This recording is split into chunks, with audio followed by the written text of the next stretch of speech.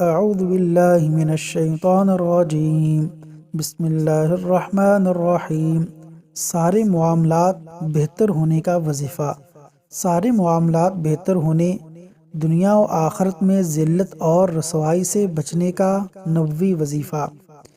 اللہم احسن عاقبتنا، اللہم احسن عاقبتنا فی الامور کلہا وأجرنا من خزي الدنيا وعذاب الآخرة وأجرنا من خزي الدنيا وعذاب الآخرة۔ ترجمہ: اے اللہ، تمام امور میں ہمارا انجام اچھا کر اور دنیا کی رسوائی اور آخرت کے عذاب سے ہمیں بچا۔